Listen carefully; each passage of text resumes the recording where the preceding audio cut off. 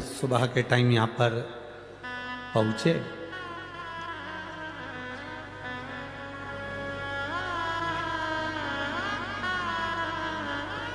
जब यहाँ पहुँचे तो एयरपोर्ट पर जो हमको गाड़ी में बिठाकर एयरपोर्ट तक लेकर आए, फ्लाइट से वहाँ तक, उनका नाम हमें स्मरण में नहीं आ रहा। उनकी भी जमीन यहीं कहीं बाजू में लगी, कहीं हमारे आसपास में कथा हो रही है। उन्होंने हमसे एक प्रश्न किया, नाम का स्मरण तो हमको नहीं आ रहा क्योंकि इतना ध्यान नहीं है, पर उन्होंने एक बहुत अच्छा प्रश्न किया। उन्होंने गाड़ी कर ली धीमे, धीरे धीरे चलाते चलाते पूछे, गुरुजी पहला तो नासिक में आपका स्वागत है, दूसरा हमारा ये प्रश्न है कि भगवान का भजन कैसे करें।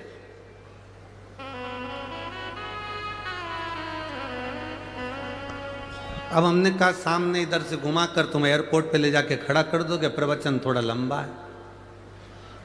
अब हम बोलेंगे कि भजन कैसे कर, उसका प्रश्न था भगवान का भजन कैसे करें। फिर भी हमने कहा एक बार कबीरा का एक संवाद अपनी जिंदगी में जरूर उतारना।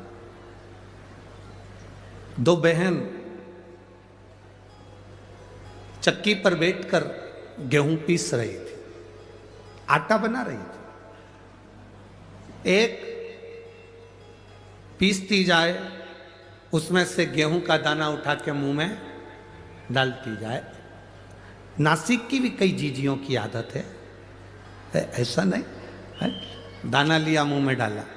दूसरी भी पीसती जाए, मुख में दाना नहीं डाल रही, फिर उसने लिया मुंह में डाल लिया, फिर पीसती जाए।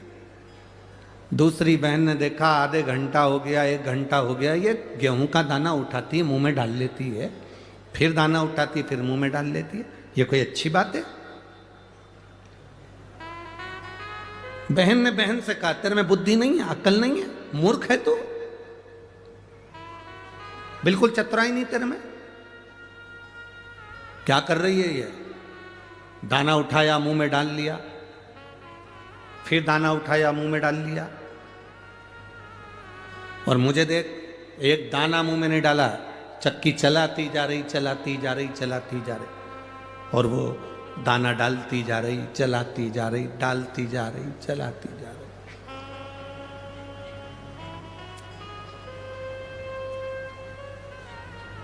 दाना खत्म हो गया, आटे की बोरी दोनों ने उठाई, लेके जा रही थी।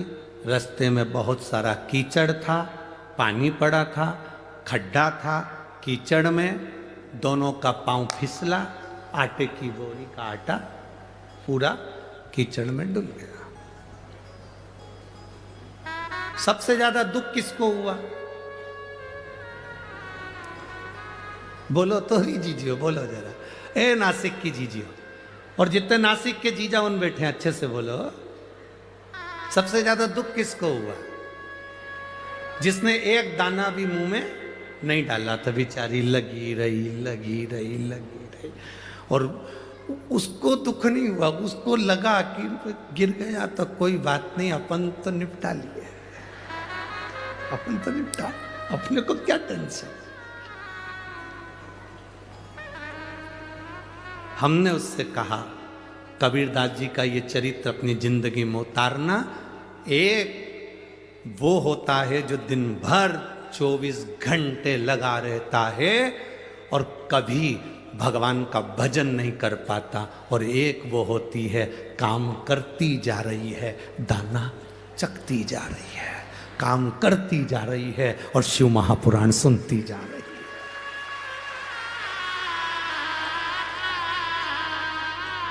बाद में आटा कीचड़ में चले जाता है, किसी काम का नहीं रहता।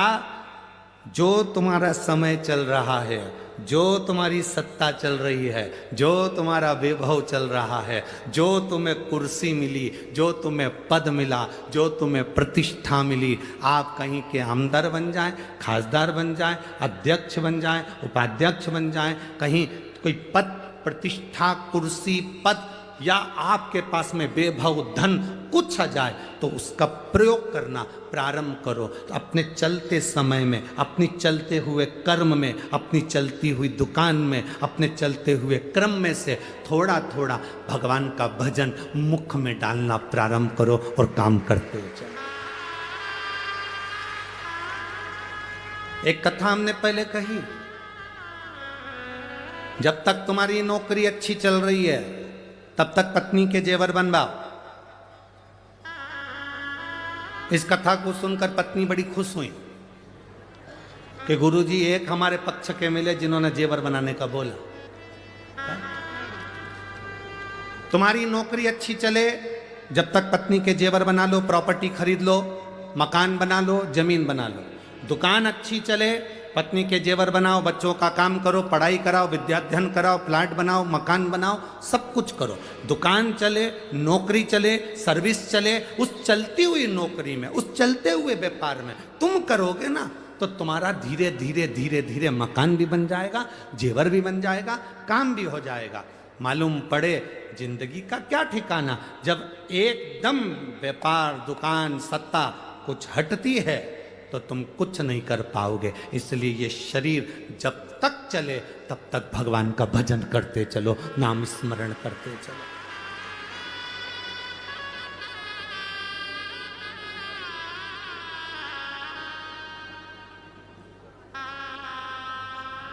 आप लोगों ने सुना होगा, पहले कथा में कहा था, जब तक शरीर चले और तुम्हारे घर में चले, दो चीजें हैं।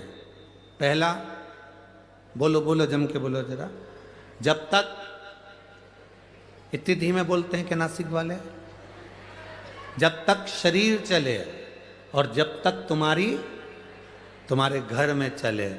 जब तक शरीर चले तब तक शिव महापुराण की कथा में जाओ, जब तक शरीर चले त्र्यंबकेश्वर दर्शन करने जाओ, जब तक शरीर चले गोदावरी नहाने के लिए जाओ, जब तक शरीर चले सप्तशृंगी माता का दर्शन करने जाओ, जब तक शरीर चले काले राम जी का दर्शन करने जाओ, जब तक शरीर चले तब तक सारे तीर्थ करो, कथा सुनो। शरीर चलना बंद हो जाएगा, तुम अपने बच्चों से कहोगी मुझे कथा में छोड़िया। पहला शब्द बच्चों का होगा, इतने ट्रैफिक में, इतनी भीड़ में हमारे बस की बात नहीं, हम नहीं लेके जाएंगे, कथा टीवी पे सुन लो। फिर तुम कहोगी रे अपने नासिक में हो रही रे, ए नासिक के बाजू में हो रही है, चल। शिव महापुराण की कथा, इधर नासिक, इधर त्र्यंबकेश्वर, बीच में महादेव की कथा, तू हमको लेकर चल। अरे इतनी भीड़ में क्या करोगे? शरीर चले तब तक कथा सुनो, शरीर चले तब तक तीर्थ करो, और तुम्हारे घर में चले तब तक इन दोनों हाथों से गौ माता को रोटी भी दो, संत ब्राह्मण की सेवा भी करो, और बहन बेटी का भी दान पुण्य करते रहो, और अपने हाथों से पुण्य कमाते रहो। अपने हाथों से पुण्य कमाओ। क्या मिलेगा?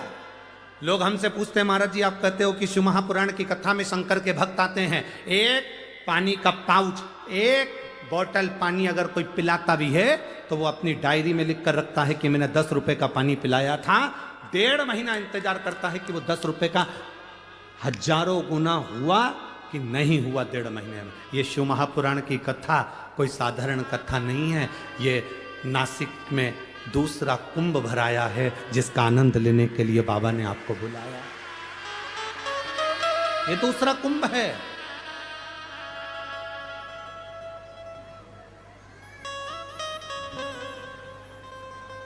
वो आविष्कार जी कथा लिए थे तो उन्होंने कहा था नासिक में जो कथा होगी ना गुरुजी, उसमें क्या है कि नासिक में तो धर्म के आयोजन होते रहते हैं। गोदावरी के तट पर तो कथा सत्संग भजन, क्योंकि पंचवटी है तो भगवान के भजन होते रहते हैं। तो हम जो टेंट लगाएंगे ना तो हमको ऐसा लगता है कि वहाँ थोड़ा कथा में लोग हो सकता है कम जुड़ें। हम उनसे कहेंगे आविष्कार जी से जरा अंदाजा लगा कर देखिए, जहाँ तक टेंट तुम्हें दिख रहा हो और टेंट के बाहर जितने दिख रहे हो, मेरा कैमरे वालों से भी निवेदन है उनको जरूर कैच करना। लाखों में भक्त पहले दिन पहुंचे, लाखों में। बोल बम का नारा है इतना धीमे बोले तो कल्याण तुम्हारा है। शिव तत्व की प्राप्ति, आप जितना भजन करोगे, अपने मुख से अपने स्मरण करो। किसी को कुछ हम नहीं दे सकते, मत दो। 1 रुपए का दान नहीं कर सकते, बिल्कुल मत करो। अठन्नी किसी को नहीं दे सकते, मत दो। पर अपने ऊपर खर्च करो। इस शरीर से कहीं नहीं जा सकते, मत जाओ। घर में बैठो पर मुख से राम नाम, कृष्ण नाम, शिव नाम, ओम नमः शिवाय, नमः शिवाय, श्री शिवाय नमस्तुभ्यम, राम नाम कृष्ण नाम जपते रहो। जब तक ये शरीर है, जब तक ये श्वासें चल रही है, 21,600 श्वास प्रतिदिन निकल रही शरीर से, उसमें आप भजन करते चलो, स्मरण करते चलो।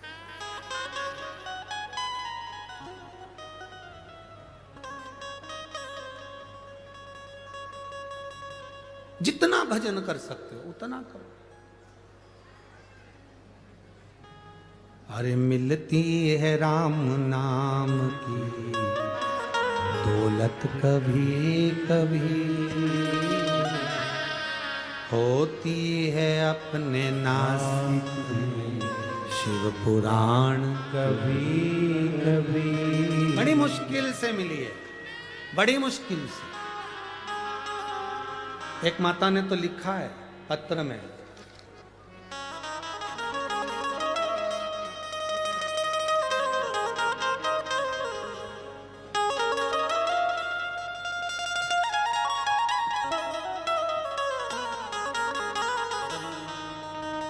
सुनीता जी, प्रदीप जी दौड़ गए पाथर्डी गांव। मेरा मोबाइल नंबर ये है। कहीं बैठी हैं सुनीता जी? सुनीता दौड़ गए पाथर्डी गांव। कहीं बैठी हो तो हाथ हिला। आप ही हैं? एक बार हाथ हिला दो ऐसा।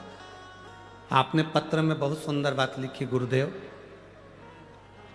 मेरे भोले बाबा से मैं प्रतिदिन जब जब सप्तशृंगी माता का मेरा नियम है रोज दर्शन करने जाने का, मैं उनसे रोज कहते आती हूँ, माँ वो सियोर वाले महाराज की कथा सब दूर होती है, हमारी पंचवटी नासिक में गोदावरी के तट पर कब होगी? तू कृपा कर माँ। गुरुदेव 3 महीने से एक दिन भी माता का दरवाजा नहीं छोड़ा, रोज जाती हूँ और ये की बात कहती हूँ कि हमारे नासिक में एक बार पाथर्डी में शिव महापुराण की कथा हो। गुरुदेव ईमानदारी की बात बोलें, आज हमारी जिंदगी का सबसे अच्छा दिन है जो शिव महापुराण की कथा यहाँ प्रारंभ। बहुत बहुत बधाई आपको। बैठिए। श्री शिवाय नमस्ते। शिव तत्व है इसे, औघड़ी है इसे। ये मिला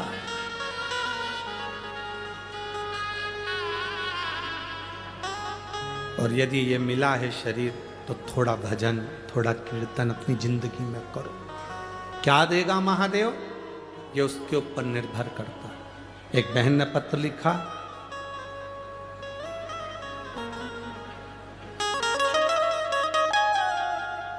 चिंदी है हो,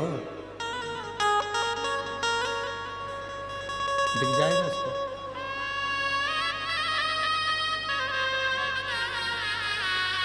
सारिका सुनील भंवर, नासिक से हूं। कहीं बैठी हो तो हाथ हिलाइएगा। कहीं बैठी हो, बीच वाले पंडाल में एक है। हाँ हाथ हिलाइए। दिख गए ठीक है। हाथ हिलाइए एक बार, वापिस हिला दो जी। सारिका सुनील भंवर, नासिक से हूं गुरुदेव। आप कहते हो गुरुदेव शंकर देता है 3 महीने के अंदर झोली भर देता है। गुरुदेव मैं बाबा से प्रार्थना करी, मेरी लड़की के यहां संतान नहीं थी, जिसको 13 साल हो गए थे, संतान का सुख नहीं था गुरुदेव। मेरी बेटी से मैंने कहा कि शिव मंदिर जाया करो, शंकर को 1 लोटा जल चढ़ाया करो, पशुपति व्रत करा करो। सफेद आंकड़े की जड़ 21 बार बाबा से घुमाकर अपनी कमर में तुम्बुरुकेश्वर महादेव से तुमरुका जी का नाम लेकर बांधो। मेरी बेटी विश्वास नहीं करती थी, पर पहली बार मेरी बेटी ने विश्वास करा। 13 साल में मेरी बेटी ने सारे डॉक्टरों को दिखाया, बड़े बड़े हॉस्पिटल में इलाज करवाया, टेस्ट भी करवाया, पर संतान का सुख नहीं हुआ। आखिरी में वो 13 वर्ष हार चुकी। तब मेरी बेटी बाबा की कृपा से, शंकर की करुणा ऐसी हुई गुरुदेव कि मेरी बेटी जब रो रही थी तब मैंने उससे कहा कि तू शंकर का गुणगान कर और एक आंकड़े की जड़ बांध।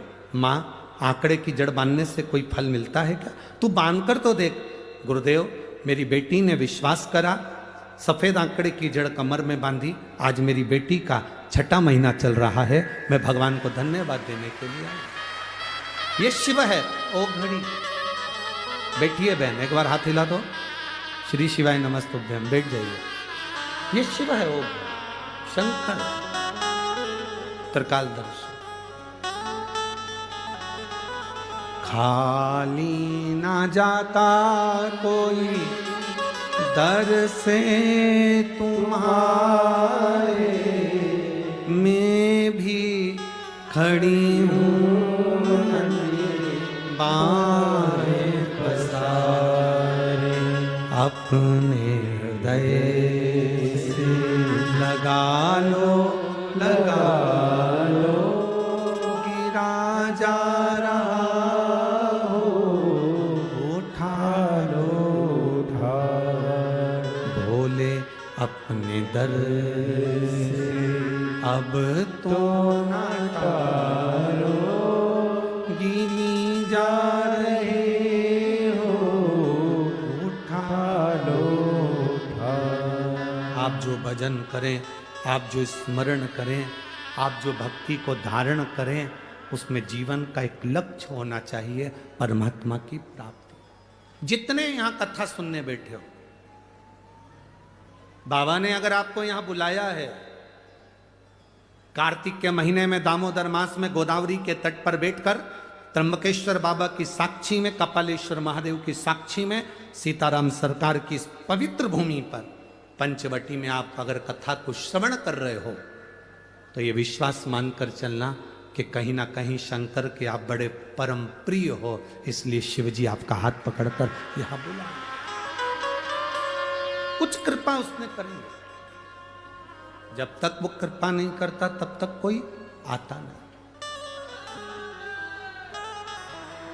गौतम बाबा विराजमान, जब गौतम ऋषि की धर्मपत्नी माहिल्या अपनी भक्ति में तल्लीन रहती, भजन में तल्लीन रहती, एक पुरुष में ईर्ष्या कम होती है। पुरुष से कम ईर्ष्या रखता है।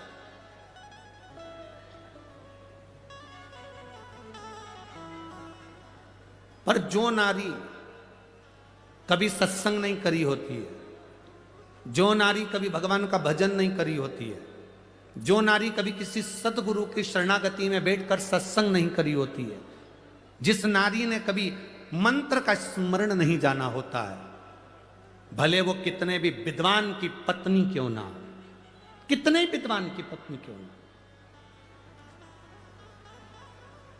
उसके अंदर ईर्ष्या भरा जाती है। वो कितने विद्वान की पत्नी क्यों ना। ये गोदावरी मैया के प्रागट्य की जो कथा है, गौतम बाबा की धर्म पत्नी भगवान की भक्ति में रमने वाली, भजन करने वाली, कीर्तन करने वाली, स्मरण करने वाली, किसी के दिखावे में नहीं पड़ती थी, दिन रात भगवान की भक्ति में डूबती थी। उन्हीं बाबा के आश्रम के नजदीक में बहुत सारे ब्राह्मण रहते थे, उन ब्राह्मणों की धर्म पत्नियां भी वहां रहती थी। ब्राह्मणों के मन में धर्म देखकर अहिल्या को या गौतम ऋषि को देखकर कोई ईर्ष्या नहीं थी, कोई ईर्ष्या नहीं।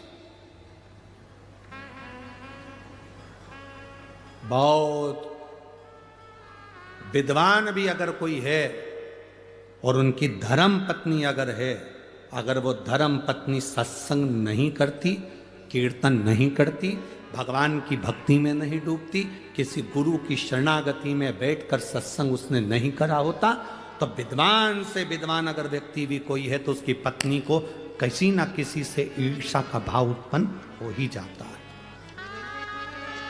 ईर्ष्या उत्पन्न होती है।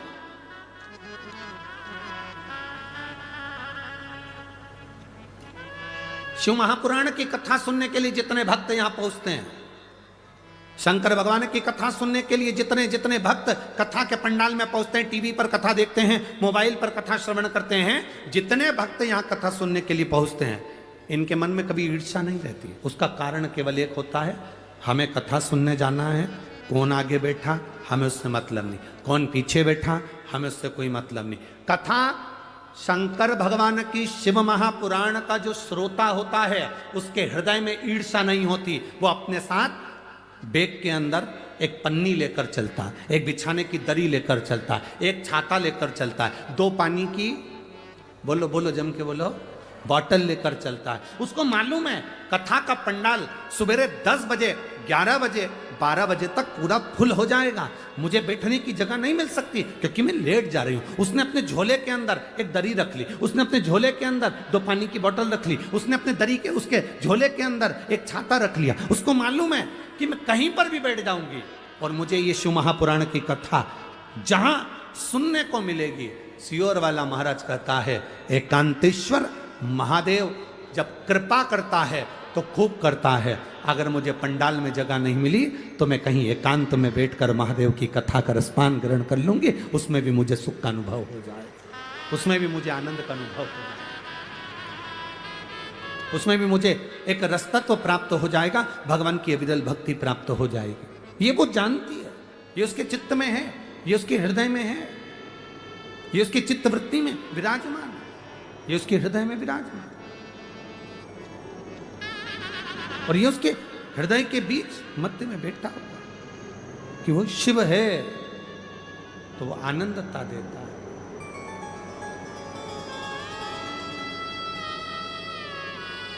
सुख देता है, ईर्ष्या नहीं है। पर गौतम बाबा की धर्म पत्नी माता हिल्या सुबह उठना, बुआरी लगाना, रंगोली डाल देना, जल छोड़ देना, पूरे आनंद के साथ गौतम ऋषि जिस शिव भक्ति में लगे रहते थे, अहिल्या माता उनकी शंकर के पार्थिव शिवलिंग का निर्माण करने के लिए मट्टी को तैयार करती थी। इस पंचवटी भूमि का सबसे बड़ा प्रमाण है इस नासिक की धरा, गोदावरी की तट का सबसे बड़ा प्रमाण 2 है। यहाँ गौतम ऋषि की धर्म पत्नी माता हिल्या भी मिट्टी तैयार करती थीं जिससे पार्थिव शिवलिंग का निर्माण होता था। और इस गोदावरी के तट पर, इस त्र्यंबक बाबा के तट पर, इस पंचवटी की पवित्र भूमि पर एक यमराज की धर्म पत्नी, एक यमराज की धर्म पत्नी जिसका नाम था धुमोरना, एक वो भी मिट्टी को एकत्रित करती थी और शिवलिंग का निर्माण करती थी। एक गौतम बाबा की धर्मपत्नी, एक यमराज की धर्मपत्नी, इनका नियम था शिवलिंग का निर्माण, पार्थिव शिवलिंग की मिट्टी तैयार करना और तैयार करके अपने पतियों को प्रदान करना। यमराज को स्वयं धुमोरना मिट्टी देती थी और पार्थिव शिवलिंग का निर्माण करते थे। आपके स्मरण में होगा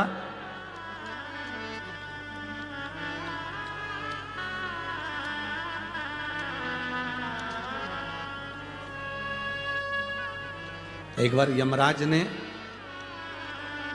स्वयं ब्रह्मा जी से प्रश्न किया था, स्मरण करिएगा, गर्ग संहिता, कूर्म पुराण और ब्रह्म विवर्त पुराण का यह संवाद बड़ा सुंदर है।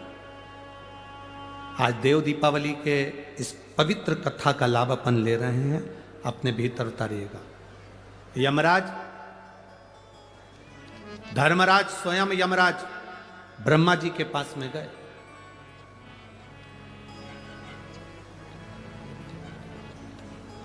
और यमराज ब्रह्मदेव के पास में जाकर ब्रह्मा जी के सम्मुख में खड़े हो गए। अब ब्रह्मा जी के सारे मुख नेत्र बंद थे, स्मरण नहीं आया ब्रह्मा जी को। माता वीणा वादनी ने आवाज लगाकर अपने स्वर में अपनी वीणा से कहा, ब्रह्मदेव दरवाजे पर यमराज आए हैं। ब्रह्मा जी ने अपने नेत्र खोले और ब्रह्मा जी ने जो नेत्र खोले तो सामने क्या देखते हैं कि यमराज खड़ा हुआ।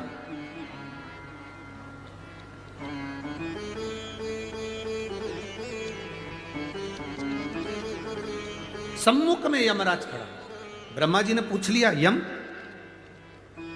आज क्या बात है, तुम ब्रह्मलोक में आकर खड़े हुए हो?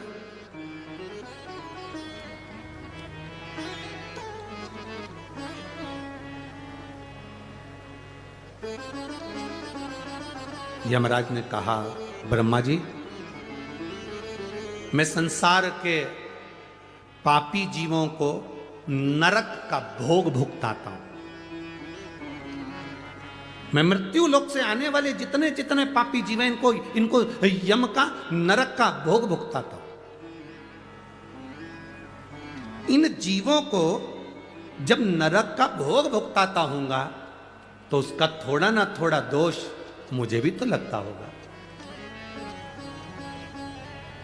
ब्रह्मा जी ने कहा, आप तो पूरा निर्णय देने के बाद भोग भुगताते हो तो आपको पाप लगना ही नहीं चाहिए। परंतु यमराज ने कहा, नहीं, मेरी धर्म पत्नी धुमोरना कहती है, मेरी धर्म पत्नी धुमोरना ने कहा है कि अगर आप जीव को नरक का भोग भी भुगता रहे हो तो कुछ ना कुछ दोष तुम्हारी जिंदगी में लगेगा जरूर। मैं क्या करूं?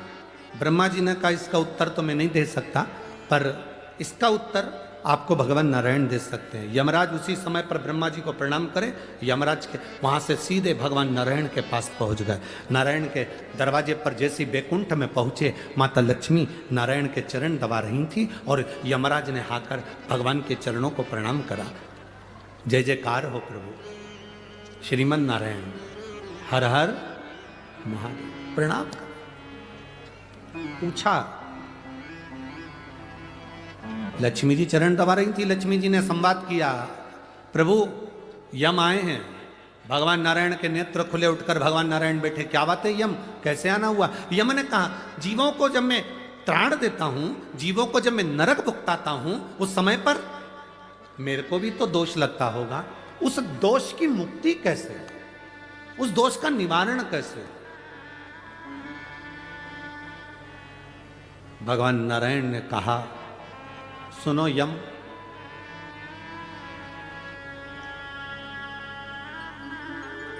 गौतम ऋषि की धर्म पत्नी मां अहिल्या स्वयं भगवान शंकर से प्रार्थना कर कर उनके सिर की गंगा की एक धार 7 केश हटाकर पृथ्वी पर लेकर आई है, जिसका नाम गोदावरी है। अगर यम भूल से भी एक बार उस भूमि पर स्वयं रामचरण रखेंगे, वो गोदावरी का तट सरल नहीं होगा। जहां पर स्वयं रामचरण रखेंगे, वो गोदावरी का तट सरल नहीं है। जहां स्वयं शंकर भगवान को भी उनका गुरु मिल जाएगा। वो भूमि साधारण नहीं है, गोदावरी का तट।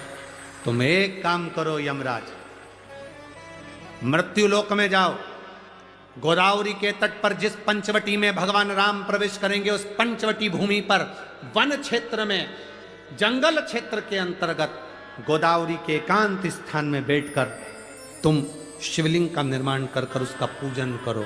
तुम्हारी जिंदगी में अगर कोई जीव का दोष भी होगा तो वो समाप्त हो जाएगा। कैसा भी दोष हो समाप्त हो जाता है। आज आप लोगों से ज्यादा हमारी किस्मत बहुत धनी हुई है। हमारी किस्मत आज धन भागी हुई है कि इस पवित्र भूमि पर धुमोरना यमराज की पत्नी शिवलिंग बनाती थी, यमराज पूजन करते थे और यमराज के ऊपर का दोष भी समाप्त हो जाता था। आज वो पवित्र भूमि पर शिव पुराण गाने का सौभाग्य मिला, सौभाग्य मिला है। और कितने किस्मत वाले होगे मेरे जीजियों, हे मेरी नासिक की जीजियों जीजाओं और मेरी बेटियों मेरे बेटाओं, कितने किस्मत वाले होगे, जरा अंदाजा लगा कर बैठना कि तुम्हारी किस्मत की सराहना नहीं है।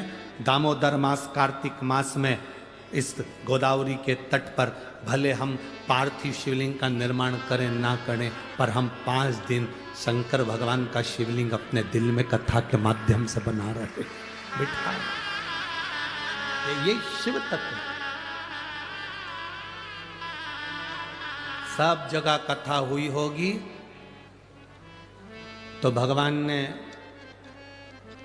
थोड़ी थोड़ी तिजोरी खोली होगी लुटाने के लिए, पर आज मेरा दिल कहता है कि ये गोदावरी के तट पर तो मेरा बाबा पूरी तिजोरी के दरवाजे खोल कर लुटाए।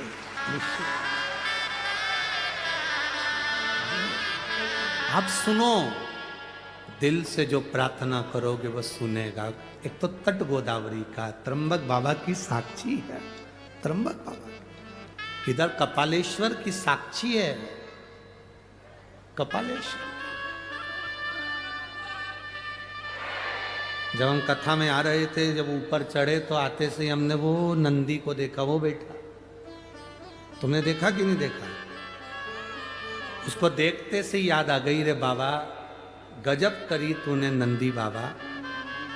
शंकर भगवान पर ब्रह्मा जी की हत्या का दोष लगा था और नंदी तू बछड़े का रूप लाकर शंकर भगवान को इस गोदावरी पर लाकर छोड़ दिया था और ब्रह्म हत्या से मुक्त करा दिया था। इस नंदी ने बछड़े का रूप रखकर ब्रह्म हत्या से भगवान शिव को मुक्त करा दिया था। आज विचार करो, और नंदी वास एकांत में बैठा हुआ शिव महापुराण की ओर देखकर आप और हमको भी यही ज्ञान दे रहा है कि तुम सबको ना जाने कितने पाप से मुक्त कर दूंगा 5 दिन की इस कथा में। कितने, और जितने लोग आस्था चैनल पर सुन रहे हैं, जितने फेसबुक यूट्यूब पर कथा सुन रहे हैं, आप अपने हृदय में चित्र रमाकर देव दीपावली शिव महापुराण की कथा को सुन रहे हो। देव दिवाली जो प्रारंभ हुई थी वो त्रिपुरासुर के वध के बाद देवताओं ने इस दिवाली को मनाया था। उस कथा का तत्व ग्रहण करने का तुम्हें और हमको सौभाग्य मिला है।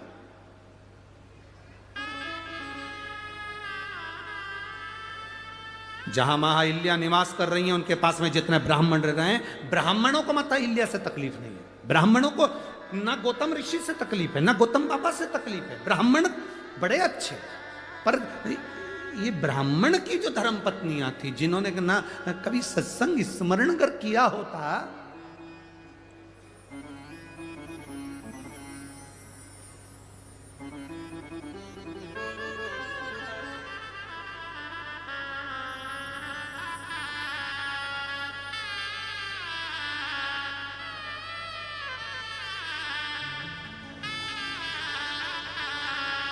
जिसका पति बहुत विद्वान है, जिसका पति बहुत ज्ञानवान है, बहुत विद्वान है, वो अपने पति की विद्वत्ता को मान ले, ये बहुत बड़ी बात है।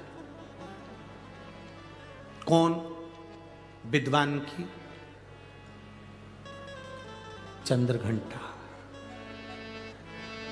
विद्वान की जगदम्बा, तो मान ले, बहुत बड़ी बात है। एक पंडित जी प्रवचन में बोल रहे थे, चतुर्मास में 4 महीना बैंगन नहीं खाना चाहिए।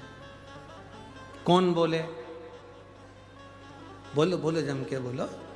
एक पंडित जी प्रवचन में कथा में बोल रहे थे, 4 महीना चतुर्मास में बैंगन नहीं खाना चाहिए, दोष लगता है। पत्नी भी कथा में बैठी थी, घर गई, भोजन बनाया, मूंग की दाल, रोटी, बेसन बना दिया। पति ने चिल्लाकर कहा, क्यों रही? अभी 2 दिन पहले मैं बैंगन लाया था, तूने बनाया नहीं। पत्नी बोली तुम ही तो प्रवचन में बोले कि चतुर्मास में 4 महीना बैंगन नहीं खाना चाहिए। पति माथा ठोक कर बोला चौकी की कथा को चूल्हे तक क्यों लाई? ये चौकी की कथा थी, इसे चूल्हे तक क्यों लाई?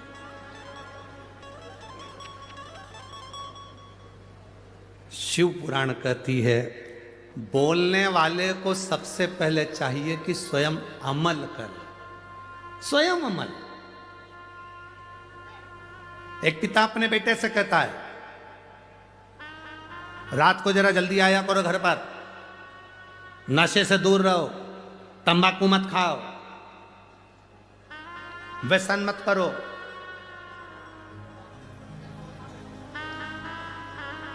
हमारे वो मालेगांव वाले दादा बाबू भूसे पालक मंत्री जी, इनका सबसे अच्छा अगर उद्बोधन हमको लगता है तो एक लगता है मालेगांव में भी जब कथा हुई तो इन्होंने आखिरी में जब आभार व्यक्त करा, धूलिया में कथा हुई उन्होंने जब आभार व्यक्त करा तो जितने लोग कथा सुनने आते हैं उन सबसे एक संकल्प करा लेते हैं कि तुम कभी अगर कथा में आए हो तो व्यसन नहीं करोगे, व्यसन को छोड़ो।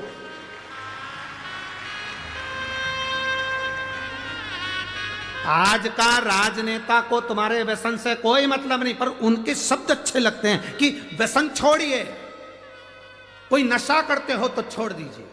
अब एक पिता अपने बच्चे से कहे नशा नहीं करना है, नशे से दूर रहो, व्यसन नहीं करना, व्यसन से दूर रहो, पुड़िया नहीं खाओ, तंबाकू नहीं खाओ, गलत काम ना करो। और पिता कहे रात्रि को जल्दी आओ और पिता ही रात्रि को 11:30-12 बजे आए, कुछ नशा कर कर आए, गलत व्यसन कर कर आए, तो बच्चे मानेंगे क्या? जम के बोलो जरा, नहीं मान, बच्चे नहीं मानेंगे। उसी तरह बच्चों को हमें चाहिए कि हम स्वयं भी संवरने का प्रयास करें, हम स्वयं भी सुधरने का प्रयास करें। जब हम सुधरेंगे, एक कथाकार, एक प्रवचन देने वाला, एक कथा कहने वाले पर यह आधारित है। वो कह रहा है चतुर्मास में 4 महीना बैंगन, बोलो बोलो जम के बोलो, नहीं खाना। पत्नी ने वो बैंगन उठा के फेंक दिया, नहीं खाएंगे। अब पति कह कि बैंगन कहाँ है, तो के तुमने ही तो कहा था। चौकी की कथा चूल्हे तक क्यों लिया? ना, एक संत, साधु, गुरुजन, ब्राह्मण जन, तपस्वी जन, साधक जन, उपासक जन, दुनिया के जितने जितने संत, साधु, तपस्वी, साधक, उपासक होते हैं, वो आपको समझाने का प्रयास करते हैं अपने जीवन में परमात्मा की भक्ति को धारण करो।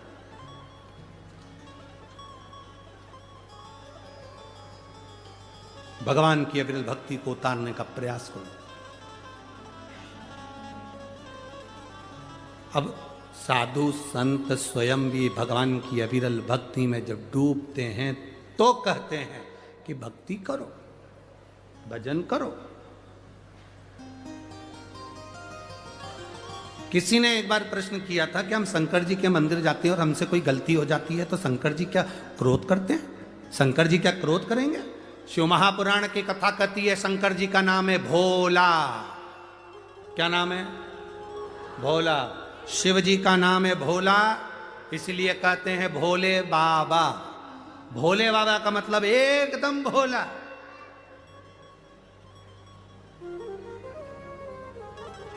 भूतों को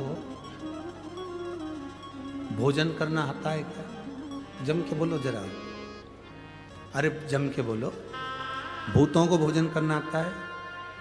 भूत प्रेत को 5 स्टार होटल में जाना आता है? नहीं।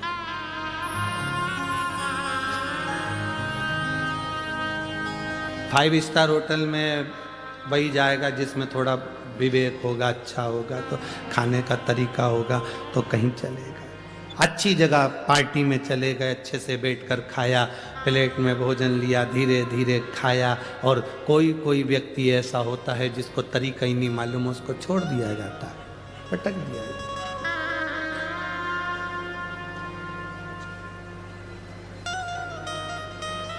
अब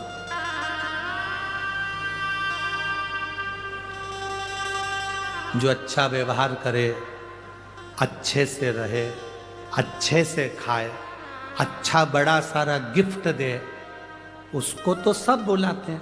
बोलो जम के, बुलाते कि नहीं बुलाते? बुलाते हैं ना।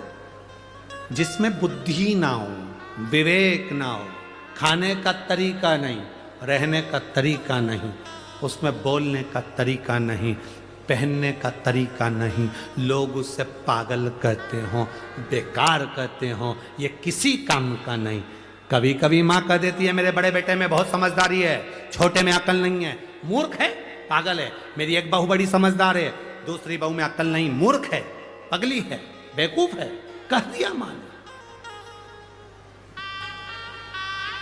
एक समझदार है और एक पागल है, बेकार। जो समझदार है उसको दुनिया अपना बनाती है, और जो बेवकूफ है, पागल है, जिसको दुनिया ठुकरा देती है, उसको महादेव अपना बना लेते हैं। उसको महादेव अपना बना। तुम 4 बहनें हो, 2 बहन पैसे वाली है, मायके जाती है, सम्मान होता है, रिश्तेदार सम्मान करते हैं, उनको बुलाते हैं, आदर देते हैं।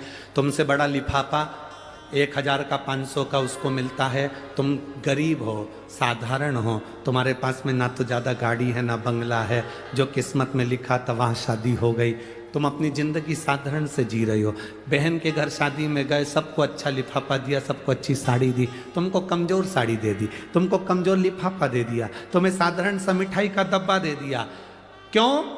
बाकी की बहन पैसे वाली थी, धनपति थी, बाकी के रिश्तेदार पैसे वाले थे, उनको अच्छा दिया। तुम साधारण थी, तुम्हें साधारण दे दिया। तुम घबराना नहीं, रोना नहीं, कभी अंदर से टूटना मत, अंदर से कभी मत टूटना कि मेरे बाकी के रिश्तेदारों को तो मेरी मासी ने खूब दिया, मेरी मामी ने खूब दिया, मेरे चाची ने खूब दिया, मेरी काकी ने खूब दिया, मेरी बुआ ने खूब दिया, बाकी को दिया, मुझे कम दिया क्योंकि मैं साधारण परिवार से हूँ। शिव कथा कहती है जो बहुत विद्वान है, बहुत बहुत प्रबल हैं, उनके लिए पूरी दुनिया पड़ी है। जिनको कोई नहीं पूछता, जिनका कोई आदर नहीं करता, जिनको लोग ठुकरा देते हैं, शिव कहते हैं उनको मैं अपनाता हूँ, वो मेरे हैं, वो मेरे हैं।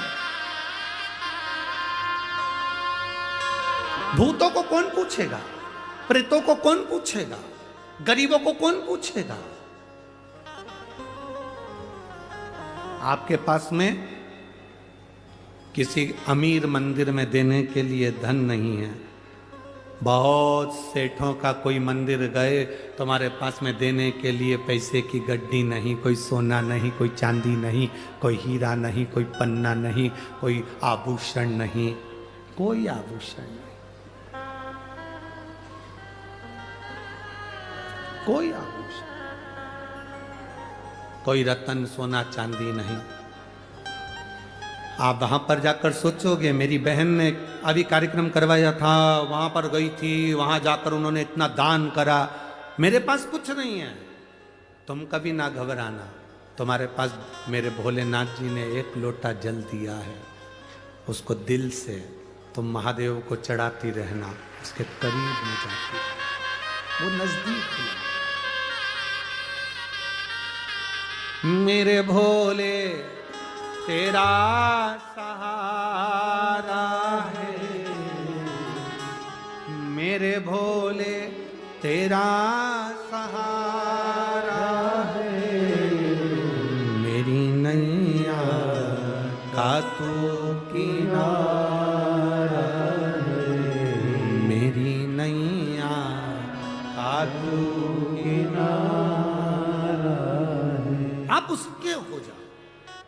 लोग आपको बेवकूफ समझे कोई बात नहीं, लोग आपको बेकार समझे कोई बात नहीं, ईर्ष्या दूर रहे।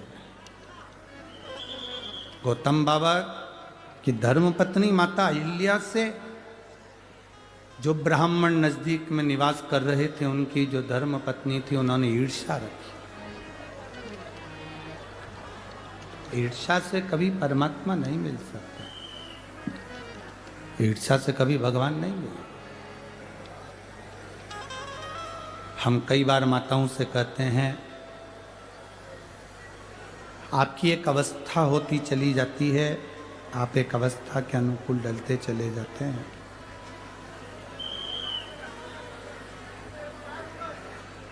जब अवस्था के अनुकूल आप ढलते चले जाएं तो धीरे धीरे ये प्रयास करा करो कि परिवार, घर गृहस्थी थोड़ा सा परिवार में रहो, हम मना नहीं करेंगे। घर में रहो, हमारा कभी मना नहीं है, बहुत अच्छे से रहो। पर जैसे जैसे आपकी अवस्था बढ़ती चली जाए, घर के काम में, परिवार के कुछ कार्य जो महिलाएं करती हैं, माताएं करती हैं, बहुएं करती हैं, उसमें टोकना थोड़ा कम कर दो। उससे क्या होगा, आपकी जिंदगी सार्थक होगी। हमें दूसरे से मतलब नहीं, आपके जीवन से मतलब है, आपका जीवन सार्थक हो जाए। थोड़ा भी अगर अपनी जिंदगी में हम उतारेंगे तो उसका सुख मिलेगा। ब्राह्मणों की पत्नी ने ब्राह्मणों से कह दिया, वो अहिल्या मट्टी तैयार करती है, शिवलिंग बनवाती है अपने पति से, और पति उस शिवलिंग का पूजन करते हैं। इतनी भक्ति में डूबी रहती है कि लोग आते हैं, उसके चरण छू कर जाते हैं, उसको प्रणाम कर कर जाते हैं।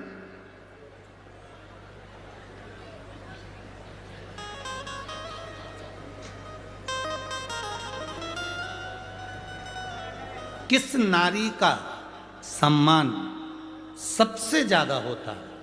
कहा, जो दूसरे के लिए समर्पित है। अर्थात कोई आ गया भूखा, भोजन करा दिया, प्यासा आया पानी पिला दिया, बहन बेटी आ गई उनका आदर कर दिया, सम्मान कर दिया, सत्कार कर दिया, कुछ मिलता है उससे। ब्राह्मणों की पत्नी कोई अच्छा नहीं लगा अहिल्या को देखकर, ईर्ष्या जाग गई। ब्राह्मणों में ईर्ष्या नहीं थी, गौतम बाबा को देखकर भी, उनकी धर्मपत्नी को देखकर भी ईर्ष्या नहीं, पर ब्राह्मणियों की ईर्ष्या जागृत हो गई।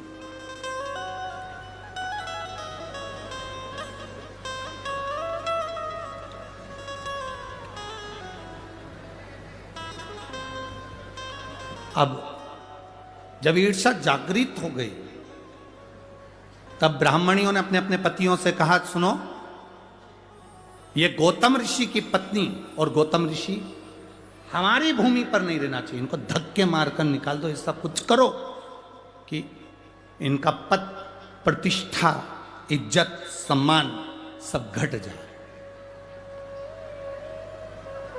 कुछ ऐसा करो कि इनकी पद, प्रतिष्ठा, इज्जत, मान, सम्मान कुछ घट जाए, करो कुछ ऐसा। अब क्या करा जाए ऐसा कि पद, प्रतिष्ठा, इज्जत, सम्मान चले जाए? तो ब्राह्मणों ने भगवान श्री गणेश जी महाराज का आवाहन किया।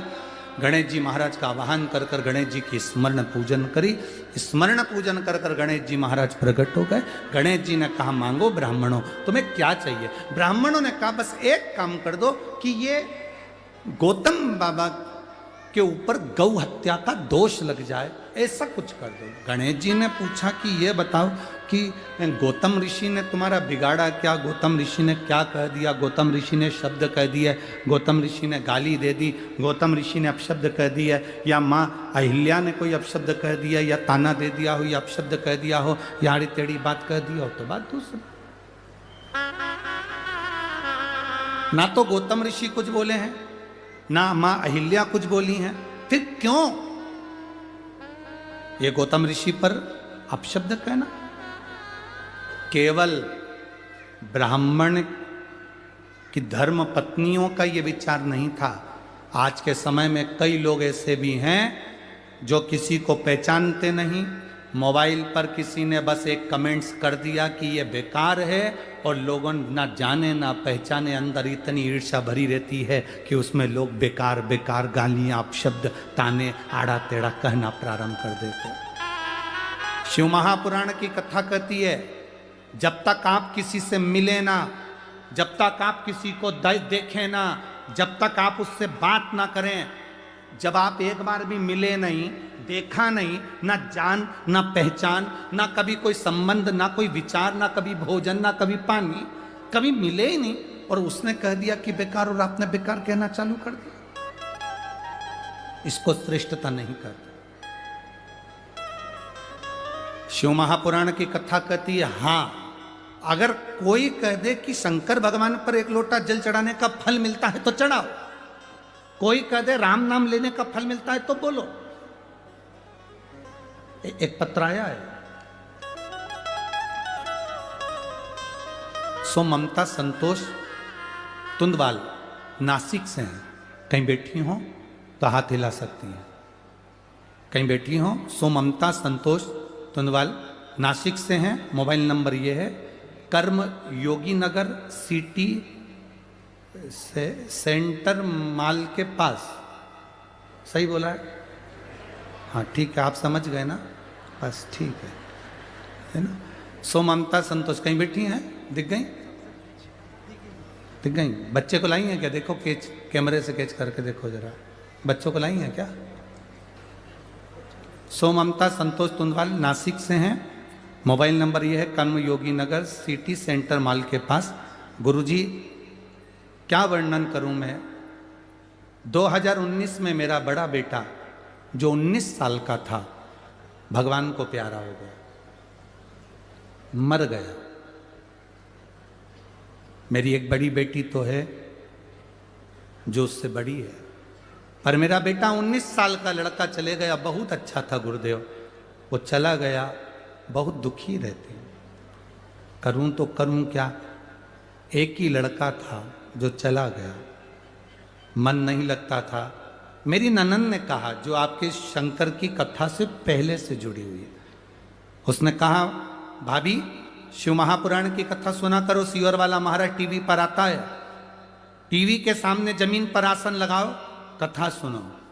उस समय गुरुजी आपने कथा में कहा था जो मांगोगे वो मिलता है, कहीं पर भी बैठकर कथा सुनो, चाहे पंडाल हो, टीवी हो, मोबाइल हो, बस दिल से जब श्री शिवाय नमस्तुभ्यम बोला जाता है तब आंख स्मरण कर बंद कर कर उससे प्रार्थना करी जाती है। गुरुदेव मैंने टीवी के सामने बैठकर बाबा से प्रार्थना करना प्रारंभ करी, मेरा बेटा चले गया, मुझे वो बेटा चाहिए।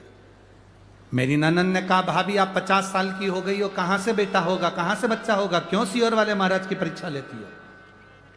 और कहती हो कि वही महाराज तो कहता है कि जो मांगोगे वो मिलेगा।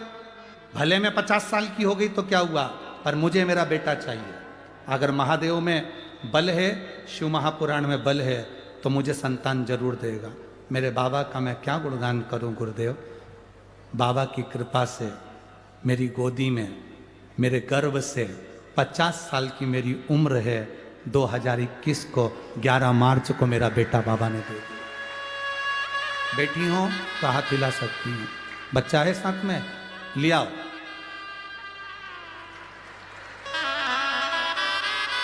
बच्चा है साथ में तो लिया। 11 मार्च 2021 को बाबा की कृपा से मेरी उम्र भले 50 साल की है गुरुदेव, पर मेरे बाबा ने आपका व्यासपीठ से कहा गया एक भी वचन खाली नहीं जाता गुरुदेव। बाबा सुनता है और देता है। एक लाइन आपने लिखी है, अरे लुटा दिया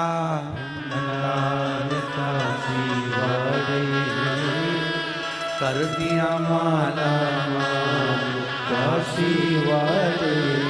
शिव कथा, शिव कथा का स्मरण हमारी चित्त वृत्ति में बाबा सुनता है।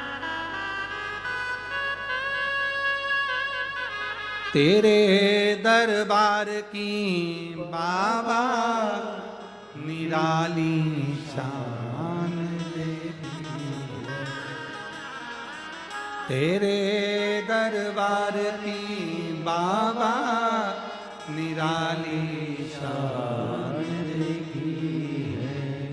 तुझे देते नहीं देखा पर झोली भरी देखी है। तुझे देते नहीं देखा पर झोली भरी देखी है। वो देता। हम ईर्ष्या से दूर रहें, नफरत से दूर रहें। 5 दिन की शिव पुराण जो नासिक में मिली है, जो जिस कामना से दिल लगाकर इस कार्तिक महीने में सुन ले, बाबा दे, वो दे। शिव क्या है क्या देता है, क्या करता है, हमको भी नहीं मालूम पड़ता। वो तो आप लोगों के थोड़े बहुत पत्र पढ़ लेते हैं, थोड़े पत्र यहाँ रखे हैं, नहीं स्मरण में आता उसको पढ़ जा। क्या है शिव, क्या देता है, क्या करता है शिव, उसका स्मरण आपको मालूम है। शिव कथा कर रहे हैं। गणेश जी ने कहा ये नहीं हो सकता, मत करो, ये सिद्ध नहीं है। क्यों ईर्षा रखती है, किस लिए, काहे के लिए ईर्षा?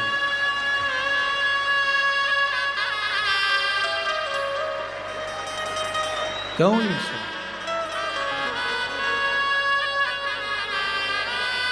किस बात की ईर्षा अपनी जिंदगी में रखना, किस बात की ईर्षा? और उस ईर्षा से कारण क्या? अपना ईर्षा से भला नहीं हो सकता, ईर्षा से अपना भला नहीं हो सकता, ईर्षा से अपना बुरा ही होगा। ईर्षा से कभी अपना भला नहीं हो सकता कि अपना भला हो, ईर्षा से हमेशा बुरा ही होता है।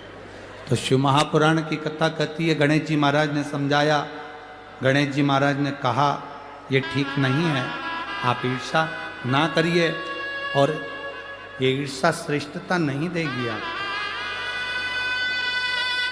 क्यों किसी गौतम बाबा पर, क्यों अहिल्या माता पर, किस लिए, क्यों दोष लगाना, किस लिए दोष लगाना? छोड़ो इस बात को। गणेश जी की बात नहीं मानी, आखिरी में ब्राह्मण पत्नियां जिद पर अड़ गई और ब्राह्मण पत्नियों ने कहा नहीं गणेश जी महाराज आपको तो वर देना ही पड़ेगा, चाहे कुछ भी हो जाए। इस गौतम ऋषि पर गौ हत्या का दोष तो आपको लगाना ही पड़ेगा। गौतम ऋषि पर गौ हत्या का दोष तो आपको लगाना पड़ेगा, जरूरी है। और ये गौतम ऋषि पर गौ हत्या का दोष लगे, तब गौतम ऋषि को धक्के मारकर जब निकाला जाए तब उसमें प्रसन्नता, तब उसमें प्रसन्नता। देखो देवता जब देते हैं तो पल्ला, जम के बोलो, जम के जरा, देवता जब देते हैं तो पल्ला झाड़ कर देते हैं, और महादेव जब देते हैं तो छप्पर आड़ के देते हैं। उसकी देने की रीति अलग, उसकी देने की रीत अलग। ईर्षा रखने वाले कितनी भी ईर्षा करें, कपट करने वाले कितना भी कपट करें, पांव खींचने वाले कितना भी पांव खींचें, अपशब्द कहने वाले कितना भी अपशब्द कहें, ताने देने वाले कितना भी ताना दें, गाली देने वाले कितना भी गाली दें, आड़ा टेढ़ा कहने वाले कितना भी आड़ा टेढ़ा कहें, पर जब मेरा महादेव स्वयं त्र्यंबकेश्वर बनकर कृपा करता है तो दुनिया देखती रह जाती। वो कहे, जो बोलने वाला बोले, आड़ा टेढ़ा कहने वाला आड़ा टेढ़ा कहे, अपशब्द कहने वाला अपशब्द कहे, गाली देने वाला गाली दे, पर जब मेरा बाबा कृपा करता है तो सहज नहीं करता।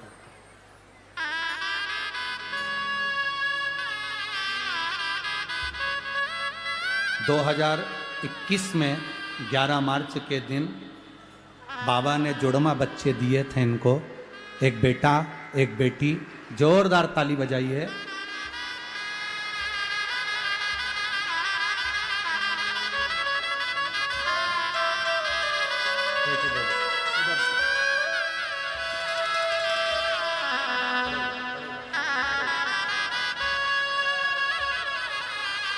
खड़ा कर।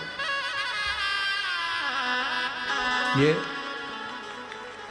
19 साल का जो बेटा चले गया था और 50 वर्ष की आयु में जो भगवान ने दिया, एक नहीं बाबा ने छप्पर फाड़ कर दिया। जोरदार ताली बजा।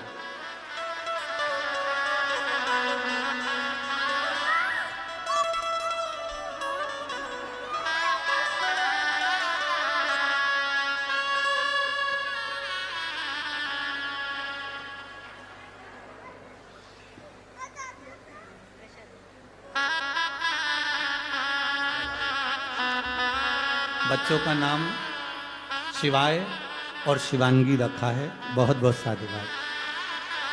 अरे लुटा दिया भंडार काशी वाले ने, कर दिया माला काशी वाले ने, लुटा दिया भंडार काशी वाले ने, कर दिया माला काशी वाले ने। इस शिव की कृपा से देवता देते हैं पल्ला झाड़कर, महादेव देता है छप्पर फाड़कर, कम नहीं देते। इस पत्र में एक बात इन माँ ने लिखी है, मैं कभी भरोसा नहीं करती थी किसी महाराज की बात पर। ढेरों से मिली, इसके बाद भी मेरा बेटा 19 साल का चले गया। दुख कितना होता है जवान बेटे जाने का। पर गुरुजी, आपकी शिव पुराण वास्तव में शंकर खुद बोलता है और एक नहीं, एक की जगह दो देता है। शिव तत्व वो देने वाला, उसकी कृपा क्या होती है वो स्वयं जाने, स्वयं। शिव कथा कह रही है। गणेश जी ने समझाया, नहीं मानी, और गणेश जी के समझाने पर भी नहीं मानी। तब गणेश जी गाय बन गए और गणेश जी गौ माता बनकर, दुर्बली सी गाय बनकर, दुर्बल सी गाय बनकर वहां विहार करने लगे। गौतम बाबा की उस कुटिया में विहार घूम रहे। आज गणेश जी को भी प्रसन्नता है कि मैं किस जगह पर गया हूं, किस जगह पर। जिन गौतम ऋषि की इस तपोस्थली में, जहां शंकर के पार्थिव शिवलिंग का निर्माण होता है, जहां माता अहिल्या मिट्टी को मसकर सुंदर तैयार कर कर पार्थिव शिवलिंग का निर्माण करती है, और उस निर्माण का सुख गौतम ऋषि के आनंद में, दर्शन में होता है। आज मुझे प्रसन्नता है कि आज गणेश जी सोच रहे हैं, विचार कर रहे हैं कि मैं इतनी सुंदर जगह पहुंचा। प्रसन्नता। जैसे देवराज नाम के ब्राह्मण को चोरी का धन ले जाकर शंकर जी के मंदिर में बैठ गया था और उसको अंदाजा नहीं था क्या मुझे कैलाश धाम मिल सकता है, क्या मुझे कैलाश धाम मिलेगा, उसको अंदाजा नहीं था। क्या कैलाश मिल सकता है? शरीर में बुखार है, ताप पड़ रहा है, कष्ट हो रहा है। शिव मंदिर के अंदर चोरी के धन की पोटली लेकर बैठ गया। ताप, कष्ट बहुत था, बुखार।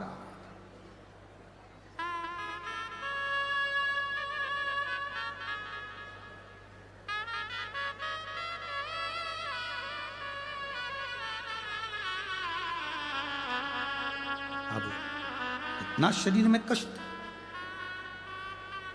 और महादेव महादेव महादेव, हर हर महादेव। मंदिर के अंदर पंडित जी चिल्ला रहे थे और देवराज नाम के ब्राह्मण को गुस्सा आ रहा था क्योंकि उसके शरीर में कष्ट था। जब शरीर में बुखार आता है, ताप बढ़ता है, शरीर में कष्ट बढ़ता है, भोजन छूट जाता है। जब घर में पाप बढ़ता है, व्यसन बढ़ता है, आड़ा टेढ़ा धन बढ़ता है, तो भगवान का भजन छूट जाता है। तुम रोज, पहले तुम भगवान के व्रत कर लेती थी, तकलीफ नहीं आती थी, पूजन कर लेती थी, तकलीफ नहीं आती थी, नवरात्रे गणेश जी सब अच्छे से करती थी। अब जैसे जैसे बहुएं आ गई, परिवार बढ़ गया, पोता पोती नाती पंती सब होते चले गए, घर में पूजन का मन नहीं करता।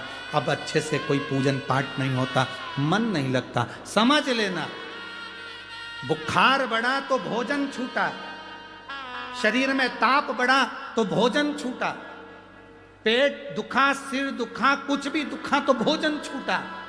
और घर में अगर पाप बढ़ा, कुछ कष्ट, ये पाप कर्म जब घर में बढ़ता है तो भजन छूट जाता है, भजन छूट। आज देवराज मंदिर से बाहर निकला, बेलपत्री के वृक्ष के नीचे देवराज बैठ गया। शरीर में कष्ट था, बहुत कांप रहा था। बेलपत्र के वृक्ष के नीचे उसके प्राण छूट गए, प्राण छूटे।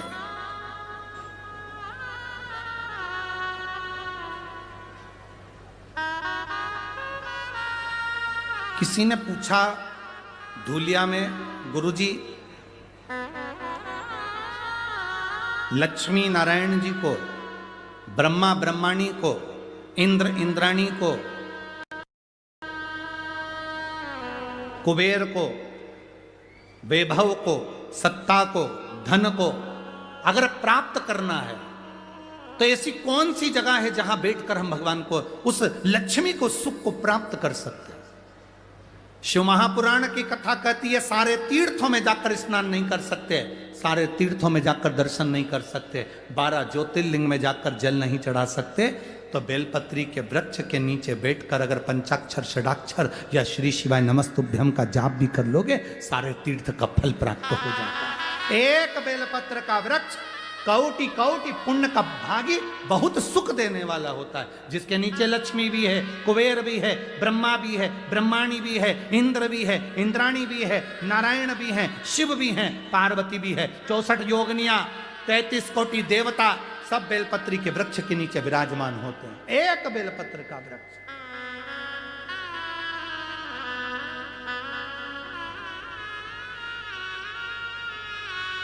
लोग हमसे कहते हैं गुरुजी आपके पास में कोई माला हो ना तो हमको दे दो। हमारे पास में एक बेलपत्र रहती है पोथी की, हम वो दे देते। क्यों? पद्म पुराण में लिखा है, गर्ग संहिता में लिखा है, स्कंद पुराण में लिखा है, शिव महापुराण में लिखा है। एक एक पुराण को उठाकर देखना, पूरी पुराणों में लिखा है एक बेलपत्र जब हम किसी को दान देते हैं, एक बेलपत्र जब हम शिव महापुराण पर, या एक बेलपत्र जब हम शंकर जी के शिवलिंग पर समर्पित करते हैं, तो 1.25 मन सोने के सिंहासन पर शालिग्राम भगवान को 1.25 मन सोना चढ़ाकर किसी ब्राह्मण को दान दे दो, उतना फल केवल एक बेलपत्र दान करने से, शिव को समर्पित करने से मिल जाता। एक बेलपत्र इतना फल है। क्या बेलपत्र में लोग कहें बेलपत्र दी गुरुजी ने? हमारी तो पूंजी, अगर कोई हमसे कहे कि सीवर वाले महाराज की पूंजी क्या है, तो एक रुद्राक्ष और एक बेलपत्र, ये 2 पूंजी है। इससे बढ़कर कोई सुख नहीं, ये पूंजी है, इसका आनंद है। कष्ट हुआ शरीर में उठाई खाली, दुख हुआ जीवन में एक रुद्राक्ष का जल थोड़ा सा अपने हृदय से लगाया, आनंद पाया। एक बेटे ने लिखा, सर्विस के लिए अप्लाई करने वाला लड़का जिसने यूपीएससी की तैयारी करी 4 साल,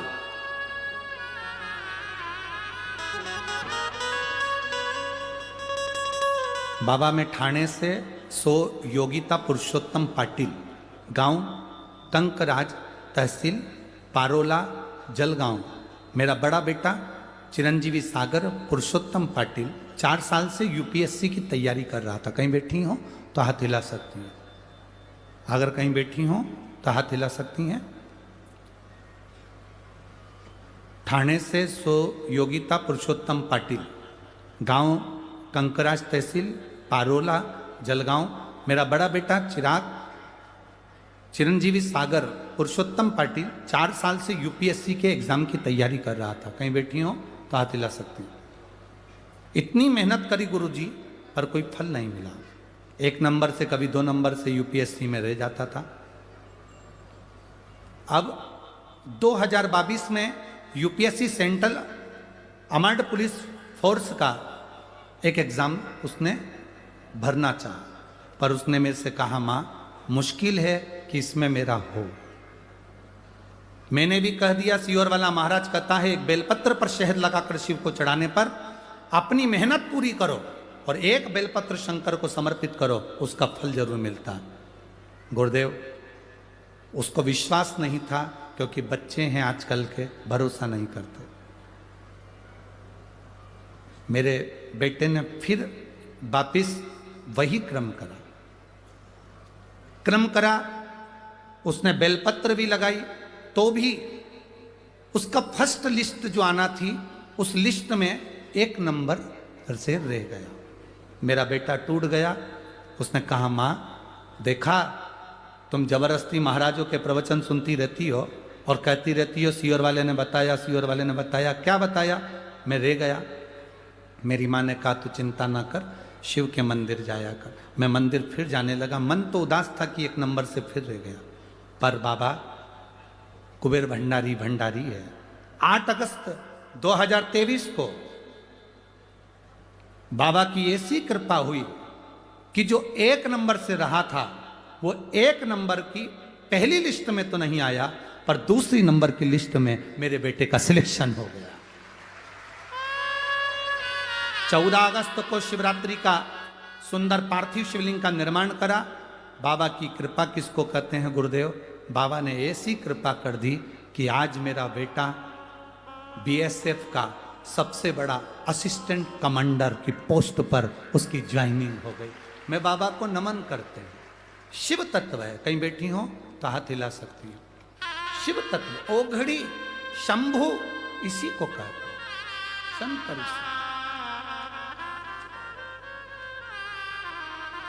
एक विश्वास जागृत करो, एक अंदर से भरोसा जागृत करो। शिव है क्या, उसको पहचानने का प्रयास करो। जिस दिन तुम देव अधिदेव महादेव को पहचान गए, उस दिन तुम्हारी जिंदगी सार्थक हो जाएगी। बिंदु देवराज के प्राण छूटे, कैलाश धाम गया क्योंकि माता ने जल चढ़ाया था। जल चढ़ाने का फल मिलता है। दुनिया भले हंसे तुम पर कि पानी चढ़ाने से क्या होता है, बेलपत्र चढ़ाने से क्या होता है, शिव महापुराण की कथा सुनने से क्या होता है, पर 5 दिन की शिव महापुराण की कथा पंडाल में बैठकर नासिक की मेरी जीजियां, मेरे जीजा, मेरी बेटी, मेरे बेटा, आप कथा जरूर सुन लोगे। और 5 दिन की कथा सुनने के बाद तारीख लिख कर रखना कि मैंने ये कथा इतनी तारीख को सुनी थी। इंतजार जरूर करना, जो दिल से मांगा है इंतजार करना, मेरा बाबा देखकर जरूर भेजेगा। जल्दी नहीं होगा, थोड़ी देरी हो सकती है। जब 19 साल का बेटा चले गया तो उस बेटे की जगह 50 साल की आयु में भी अगर वो 2 बच्चे दे सकता है तो वो कृपा करने में देरी नहीं कर सकता, समय लग सकता, थोड़ी देरी हो सकती, करे। बिंदु ब्राह्मण प्राण छूटे प्रेत की योनि में चले गया। चंचुला देवी ने शंकर पार्वती से कहकर शिव महापुराण की कथा कर। शिव महापुराण का अगर कोई यजमान होता है तो शिव और पार्वती होते हैं। शिव महापुराण का यजमान बनने का सौभाग्य मिला हो, पोथी पूजन का सौभाग्य मिला हो, आरती का यजमान बनने का सौभाग्य मिला हो, भजन करने का सौभाग्य मिला हो, पोथी पर एक बेलपत्र चढ़ाने का सौभाग्य अगर मिला हो, तो समझ लेना कि बाबा ने कृपा कर कर आपको शंकर और पार्वती का पद प्रदान करा है, जो तुम यजमान बनकर पोथी का पूजन कर रहे हो, आरती कर रहे है, स्मरण कर रहे है। करोड़ों का धन लगा दो तो भी ये सुख की अनुभूति नहीं हो सकती जो बाबा के श्री चरणों का सुख है। चंचुला देवी ने कथा सुनी, तुमरुका जी कथा कर रहे हैं, बाबा भोलेनाथ ईश्वर जी और गोरा जी बनकर शिव पुराण की कथा सुनने के लिए आ रहे हैं। गणागौर बनकर बाबा पधारे। जोरदार ताली बजाइए ईश्वर जी गोरा जी के लिए। सुंदर ईश्वर जी गोरा जी बनकर भगवान देव अधिदेव महादेव पधार रहे हैं। हर हर महा। कल की कथा में मां गोदावरी के प्रागट्य की कथा का स्मरण करेंगे, आगे बढ़ेंगे देव दीपावली का स्मरण करते हुए। लक्ष्मी जी को देव दीपावली के दिन कैसे पूजा जाता है उसका स्मरण कल की कथा में करेंगे। नासिक शहर की यह पवित्र भूमि पंचवटी में जो कथा हो रही है, 4 दिन की कथा और भाव से है, उसको दिल से श्रवण करें। ये 21 तारीख से 25 तारीख तक कथा रहेगी। उसके बाद में